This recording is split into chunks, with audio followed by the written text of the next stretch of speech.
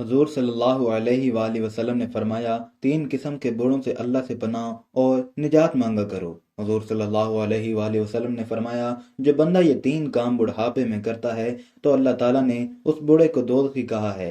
अल्लाह से दुआ है कि ये 3 काम किसी भी बुजुर्ग से ना करवाए, आमीन। पहला काम ये है कि बिस्मिल्लाहिर्रहमानिर्रहीम। अल्लाह ताला ने कुरान मजीद में इरशाद फरमाया, और हम जिसको लंबी उम्र देते हैं तो हम उसकी जिस्मानी बनावट के इब्तदाई हालत की तरफ उलट देते हैं। बस क्या वो समझते नहीं? साहिब तिबियान अल कुरान इस आयत करीमा की तफसीर में तहरीर फरमाते हैं कि कफ़ार ये कह सकते थे कि हम दुनिया में बहुत कम अरसा रहे थे, अगर हम दुनिया में ज़्यादा अरसा रहते तो ए हमारे रब, हमारे ईमान और अमल में कोई कमी कोई कोताही ना होती। अल्लाह ताला ने इस आयत करीमा में उनके इस उज़्र का रद्द फरमा दिया। इसका खुलासा ये है कि क्या तुमको ये मालूम नहीं कि तुम दुनिया में अपनी उम्र के उस हिस्से तक पहुंचे थे जब तुम्हारे जिस्मानी आज़ा कमज़ोर हो चुके थे, और हमने तुमको इतनी लंबी ज़िंदगी दी थी जिसमें तुम अगर चाहते तो गौर व फिक्र करके ईमान ला सकते थे, जैसा कि इस आयत में फरमाया गया। हमने तुम्हें इतनी लंबी उम्र नहीं दी थी जिसमें जो शख्स नसीहत कबूल करना चाहता था वो कबूल कर लेता, और तुम्हारे इस अजाब से डराने वाला भी आ चुका था। इंसान की ज़िंदगी मुख्तलिफ अदवार में गुजरती है और इसके जिस्म के मुतअद्दिद और मुख्तलिफ कैफियत का तरतुब होता है। यानी मट्टी से होती है, फिर ये मट्टी नबात की शक्ल में ढल जाती है और सब्ज़ा इसकी ग़िज़ा बनता है, और ग़िज़ा खून बनाती है, फिर नुतफ़ा बनाती है, फिर नुतफ़ा रहम में जाकर अलका यानी जमा हुआ खून बन जाता है, फिर इसकी हड्डियां बन जाती हैं और इसमें रूह डाली जाती है, और जब माँ के पेट में बच्चे की शक्ल मुकम्मल हो जाए तो इसको जनीन कहते हैं। जब वज़ा हमल हो जाए तो इसको वलीद कहते हैं। माँ का दूध पीने लगे तो इसे रज़ी कहते हैं। रोज़ ग़िज़ा खाने लगे तो इसको फ़तीम कहते हैं। खेलने कूदने की उम्र को पहुँच जाए तो इसको सभी कहते हैं। आँखों को भाने लगे तो इसे ग़ुलाम कहते हैं। चेहरे पर सब्ज़ा फूटने लगे तो इसको मराह कहते हैं। बलूगत को पहुँच जाए तो इसको बाले कहते हैं। जवान हो जाए तो शाब कहते हैं। पुख्ता उम्र हो जाए तो रजल कहते हैं। जब 30 साल की उम्र हो जाए तो कहूल कहते हैं। 40 साल की उम्र हो तो शेख कहते हैं। 60 साल की उम्र हो तो शेख फानी, और उम्र ढलते ढलते जब मौत की दहलीज तक पहुंच जाए, हड्डियां कमज़ोर हो जाएं, जिस्म नागर हो जाए, हाफजा कमज़ोर हो जाए तो इसको अर्ज़ल उम्र कहते हैं। फिर इसके बाद वो मैयत हो जाता है, और मरने के बाद फिर तुराब यानी मिट्टी हो जाता है, और मिट्टी से इसकी इब्तिदा हुई थी और फिर बिलाखिर मिट्टी बन जाता है। लिहाजा इंसान की उम्र का कारआमद हिस्सा वो होता है जब वो जवान होता है। उम्र के इस हिस्से की कदर करनी चाहिए और इस उम्र में ज़्यादा से ज़्यादा नेकियां करनी चाहिए। हदीस पाक में इरशाद है कि आप सल्लल्लाहु अलैहि वसल्लम ने एक शख्स से फरमाया, 5 चीज़ों को 5 चीज़ों के आगे गनीमत जानो। अपनी ज़िंदगी को मौत आने से पहले, अपनी फरागत को मशगूल होने से पहले, अपनी खुशहाली को तंगदस्ती से पहले, अपनी जवानी को बुढ़ापे से पहले, अपनी सेहत को अपनी बीमारी से पहले।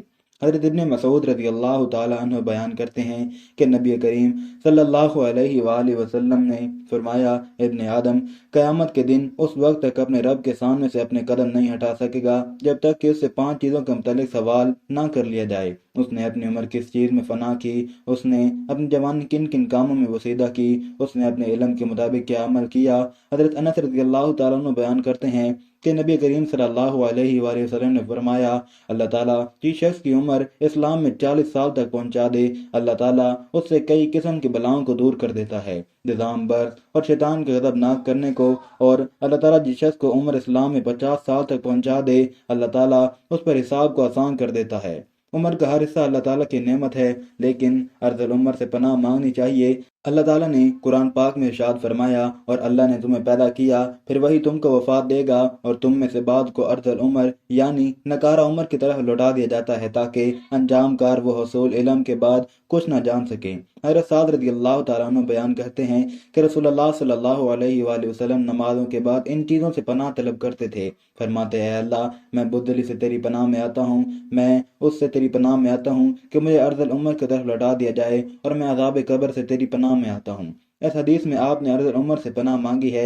ये अर्ज़ल उम्र है क्या? इस बारे में अल्लामा आयनी लिखते हैं कि अर्ज़ल उम्र से मुराद ये है कि इंसान इस कदर बूढ़ा हो कि कमज़ोर होकर अपने बचपन की इब्तदाई हालत की तरफ लौट जाए, इसकी समात और बसारत कमज़ोर हो जाए, इसकी अकल काम ना करे और समझ में कोई बात ना आए, फ़राइज़ को अदा ना कर सके और अपने ज़ाती काम ना कर सके, पाकीज़गी और सफाई का ख्याल ना रख सके और अपने घर वालों पर बोझ हो जाए और उसकी मौत की तमन्ना करने लगे। اور اگر اس شخص کا گھر بار نہ ہو اور وہ بالکل تنہا ہو تو اس سے بڑی اور کیا مصیبت ہو سکتی ہے۔ اللہ تعالیٰ ایسی عمر سے ہم سب کو محفوظ فرمائے۔ یہ عام لوگوں کا حال ہے کہ 40 سال کے بعد ان کا دور انحطاط شروع ہو جاتا ہے، ان کے اعصاب کمزور ہو جاتے ہیں، اور جن لوگوں پر اللہ کا خصوصی کرم ہوتا ہے جیسے علماء اور اولیاء اللہ، وہ 60 سال کے بعد بھی مضبوط اور توانا ہوتے ہیں، ان کے حواس قائم رہتے ہیں۔ حضرت عطا نے حضرت ابن عباس رضی اللہ تعالیٰ عنہ سے روایت کیا ہے کہ سورہ نحل کی آیت میں عرض العمر کا جو تذکرہ ہے مسلمانوں کے لیے نہیں، مسلمانوں کی عمر جس قدر زیادہ ہوتی جاتی ہے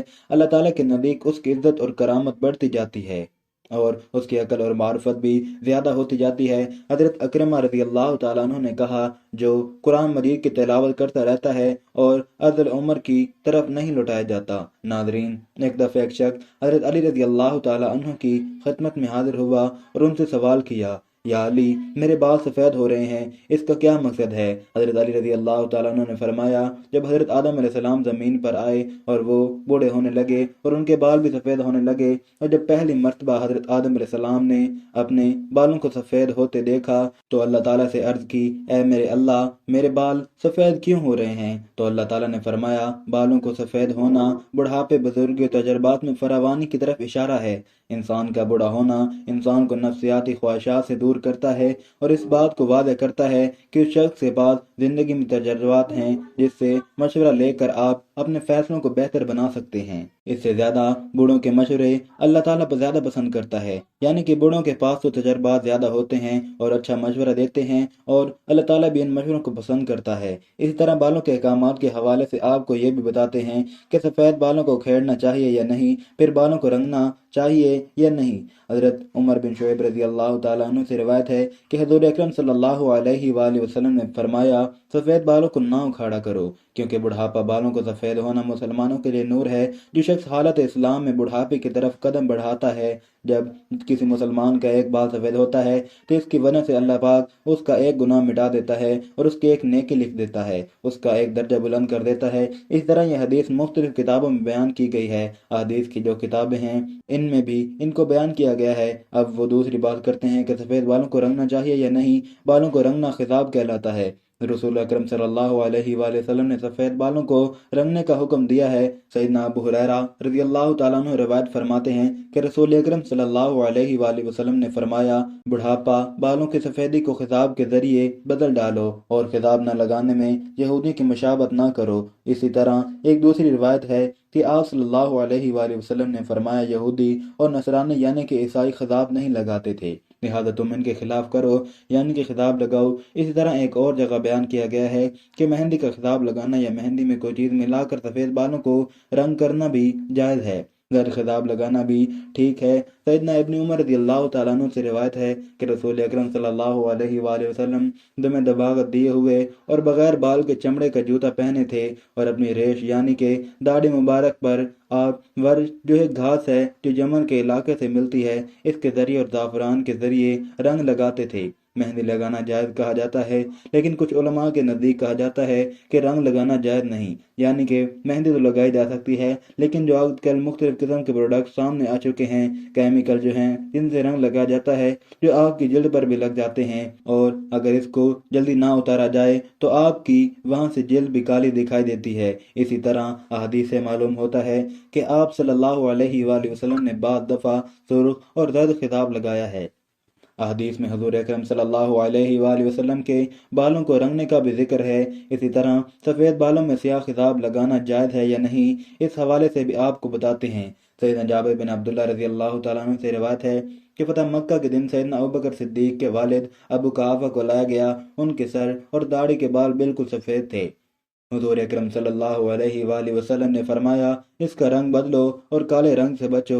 اس کی ایک اور روایت ہے کہ سیدنا عبداللہ بن عباس رضی اللہ تعالیٰ عنہ سے روایت ہے کہ رسول اکرم صلی اللہ علیہ وآلہ وسلم نے فرمایا، ایسی قوم آخر الزمانے میں آئیں گی جو کبوتر کی پپوتوں کی طرح کالے رنگ کا خطاب کریں گی، وہ جنت کی خوشبو تک نہ پائیں گی۔ اس سے واضح ہوتا ہے کہ کالا رنگ نہیں کرنا چاہیے، جو مختلف مہندی وغیرہ ہیں وہ لگا لینی چاہیے۔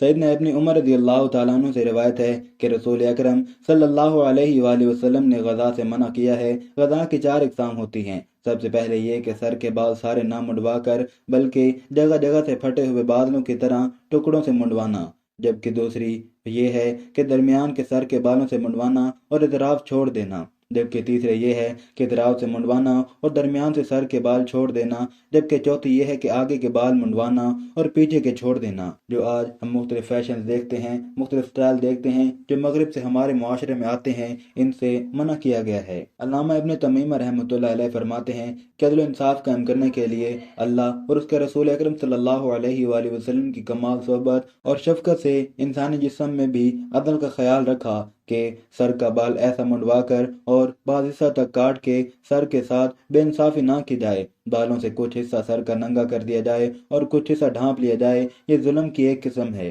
اسی طرح سیدنا ابن عمر رضی اللہ تعالیٰ عنہ سے روایت ہے کہ نبی اکرم صلی اللہ علیہ وآلہ وسلم نے ایک بچے کو دیکھا کہ اس کے سر کا کچھ حصہ منڈا ہوا تھا اور کچھ حصہ چھوڑا ہوا تھا۔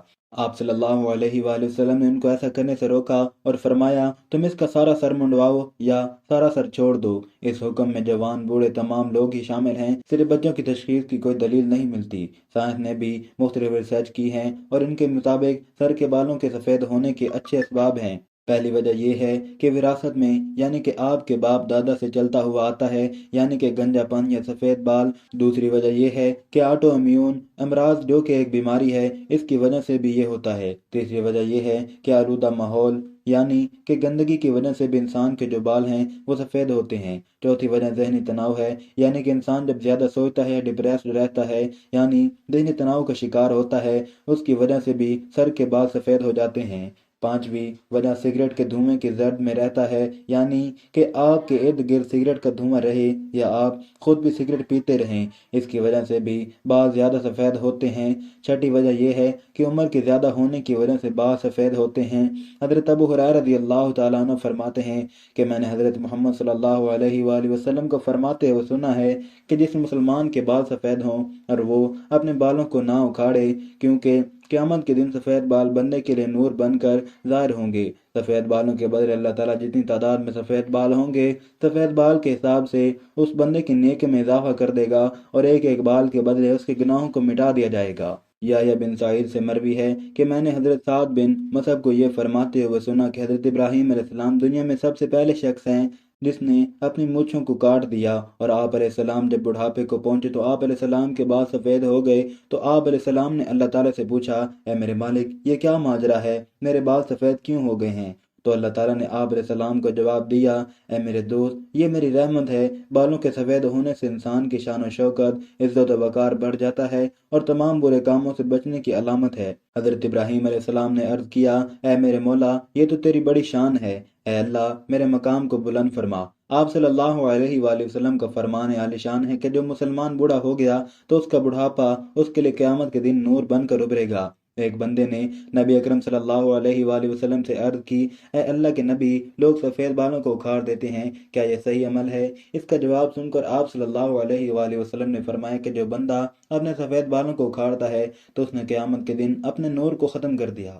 حضرت ابوبکر صدیق رضی اللہ تعالیٰ عنہ فرماتے ہیں کہ ایک دفعہ ایک آدمی نبی اکرم صلی اللہ علیہ وآلہ وسلم کی بارگاہ میں پیش ہوا اور کہنے لگا اے اللہ کے رسول ہم میں سے کون سا بندہ بہتر ہے؟ آپ نے فرمایا جو بندہ بڑھاپے میں پہنچ گیا اور اس کی نیکیاں بہت زیادہ ہیں وہ سب سے بہتر ہے۔ اس نے پھر دریافت کیا یا رسول اللہ صلی اللہ علیہ وآلہ وسلم سب سے برا شخص کون سا ہے؟ آپ نے فرمایا جو بڑھاپے میں پہنچ گیا اور اس کے گناہ زیادہ ہوں۔ حضرت انس بن مالک رضی اللہ تعالیٰ عنہ سے روایت ہے کہ رسول اللہ صلی اللہ علیہ وآلہ وسلم نے فرمایا کہ جب بچہ جب تک بالغ نہیں ہوتا اس کے نیک عمل اس کے والد یا والدین کے حساب میں لکھے جاتے ہیں، اور جو کوئی برا عمل کرے تو وہ نہ اس کے حساب میں لکھا جاتا ہے نہ والدین کے۔ پھر جب وہ بالغ ہو جاتا ہے تو قلم اس کے لیے جاری ہو جاتا ہے اور دو فرشتے اس کے ساتھ رہنے والے ہیں، ان کو حکم دے دیا جاتا ہے کہ اس کی حفاظت کرے اور قوت باہم پہنچائیں۔ جب حالت اسلام میں 40 سال کی عمر کو پہنچ جاتا ہے تو اللہ تعالیٰ اس کی 3 قسم کی بیماریوں جنون، جذام اور برس سے محفوظ کر دیتا ہے۔ جب 50 سال کی عمر کا پہنچتا ہے تو اللہ تعالیٰ اس کا حساب ہلکا کر دیتا ہے۔ جب 60 سال کی عمر کا پہنچتا ہے تو اللہ تعالیٰ اس کو اپنی طرف رجوع کی توفیق دے دیتا ہے۔ جب 70 سال کی عمر کو پہنچتا ہے تو سب آسمان والے اس سے محبت کرنے لگتے ہیں، اور جب 80 سال کی عمر کو پہنچتا ہے تو اللہ تعالیٰ اس کے اسناد کو لکھتے ہیں اور تمام گناہ معاف کر دیتے ہیں۔ پھر جب 90 سال کی عمر ہو جاتی ہے تو اللہ تعالیٰ اس کے اگلے پچھلے گناہ معاف فرما دیتا ہے اور اس کو اپنے گھر والوں کے معاملے میں شفاعت کرنے کا حق دے دیتا ہے اور اس کی شفاعت قبول فرماتے ہیں، اور اس کا لقب امین اللہ اور اسیر اللہ فی الارض یعنی زمین میں اللہ کا قیدی ہو جاتا ہے، کیونکہ اس عمر میں پہنچ کر عموماً انسان کی قوت ختم ہو جاتی ہے، کسی چیز میں لذت نہیں رہتی، قیدی کی طرح عمر گزارتا ہے، اور جب ادر عمر کو پہنچ جاتا ہے تو اس کے تمام وہ نیک عمل نام اعمال میں برابر لکھے جاتے ہیں جو اپنے صحت و قوت کے زمانے میں کیا کرتا تھا، اور اگر اس سے کوئی گناہ ہو جاتا ہے تو وہ لکھا نہیں جاتا۔ حضرت جابر رضی اللہ تعالیٰ عنہ سے مروی ہے کہ آپ صلی اللہ علیہ وآلہ وسلم نے فرمایا، حضرت جبرائیل علیہ السلام ابھی میرے پاس آئے اور فرمایا کہ قسم ہے مجھے اللہ تبارک و تعالیٰ کی جس نے آپ کو حق سچ کے ساتھ بھیجا، ایک آدمی نے 500 سال تک سمندر میں ایک پہاڑ کے اوپر رہ کر اللہ تعالیٰ کی عبادت میں گزار دیے۔ یہ پہاڑ تقریباً 300 مربع میل پر مشتمل تھا۔ یہ پہاڑ کے سینکڑوں میل سے پھیلے سمندر کے اندر واقع ہے۔ اللہ تبارک و تعالیٰ نے اس بندے کے لیے اس پہاڑ پر میٹھے پانی کا چشمہ عطا کر دیا جس کی دھار ہاتھ کی انگلی کے برابر ہے۔ اس پہاڑ کے پاس ایک انار کو اگا دیا جس پر ہر دن ایک انار لگ جاتا تھا۔ وہ بندہ پہاڑ سے نیچے آتا، انار سے پیٹ بھرتا، پھر وضو کر کے اور اللہ تعالیٰ کی عبادت میں مصروف ہو جاتا تھا۔ جب اس نے ایک بندے کی موت کا وقت آیا تو اس نے اللہ تعالیٰ سے دعا کی، اے اللہ میری موت سجدے کی حالت میں آئے اور میرے جسم کو پاک صاف جگہ پر محفوظ کر دیا جائے، اور جب قیامت کے دن دوبارہ مجھے زندہ کیا جائے تو سجدے کی حالت میں زندہ کیا جائے۔ اللہ تعالیٰ نے اس کی خواہش کو پورا کر دیا۔ ہم آسمانوں پر جاتے ہیں اور زمین پر اترتے وقت اس کو سجدے کی حالت میں ہی دیکھتے ہیں۔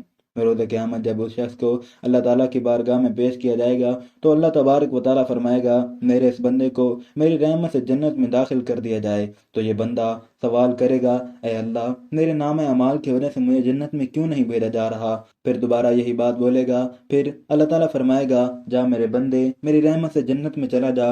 بندہ کہے گا، اے میرے اللہ میرے اعمال کی وجہ سے مجھے جنت کیوں نہیں عطا کی جا رہی؟ تو اللہ تعالیٰ فرمائے گا، تجھے جو نعمتیں میں نے عطا کی ہیں اس کا اور تیرے عمل دونوں کا حساب کتاب ہوگا۔ صرف آنکھ کی نعمت، اس کے 500 سال کے سارے کیے گئے سارے اعمال ختم ہو جائیں گے، اور باقی سارے جسم کے اوپر جو احسان ہوں گے وہ زیادہ ہوں گے۔ اللہ تعالیٰ فرمائے گا کہ اس بندے کو جہنم میں ڈال دو۔ جب اس کو جہنم میں لے جانے کے لیے پکڑا جائے گا تو وہ بندہ کہے گا، اے اللہ مجھے اپنی رحمت کے ذریعے جنت میں بھیج دو۔ اللہ تعالیٰ فرمائے گا کہ میرے اس بندے کو ادھر لاؤ۔ جب اس کو لایا جائے گا تو اللہ تعالیٰ فرمائے گا کہ تجھ کو پیدا کرنے والا کون ہے؟ وہ بندہ کہے گا، اے اللہ آپ ہی ہیں، مجھے دنیا میں زندگی دینے والے ہیں۔ پھر اللہ تعالیٰ فرمائے گا کہ تجھ کو 500 سال تک زندہ رکھ کر عبادت کی توفیق دینے والا کون ہے؟ وہ جواب دے گا، یا اللہ آپ نے ہی مجھے زندہ رکھا اور عبادت کی ہمت دی۔ اللہ تعالیٰ فرمائے گا، تجھے سمندر میں پہاڑ کے اوپر کس نے پہنچایا اور وہاں پانی اور انار مہیا کرنے والا کون ہے؟ وہ بندہ جواب دے گا، یا اللہ آپ نے ہی مجھے سب کچھ عطا کیا۔ اللہ تعالیٰ فرمائے گا کہ تیرے کہنے پر ہی میں نے تیری جان سجدے کی حالت میں نکالی اور سجدے کی حالت میں دوبارہ ڈالی۔ یہ سب میری رحمت کی وجہ سے ہی ہوا ہے، اب بھی تجھے اپنی رحمت کی وجہ سے ہی جنت میں داخل کر رہا ہوں۔ حضرت جبرائیل علیہ السلام نے فرمایا، اے اللہ کے نبی دنیا آسمان میں جو کچھ بھی ہے وہ اللہ کی رحمت ہے۔ ناظرین، اللہ تعالیٰ سے دعا ہے کہ اللہ تعالیٰ ہمیں اپنی رحمت کے صدقے جنت الفردوس میں اعلیٰ مقام عطا فرمائے، کیونکہ ہم گناہ گار ہیں اور حساب کے قابل نہیں ہیں۔ یا اللہ ہمارے گناہوں کی طرف نہ دیکھ، اپنی رحمت کی طرف دیکھ، ہمیں معاف فرما اور ہمیں بخش دے۔ آمین یا رب العالمین۔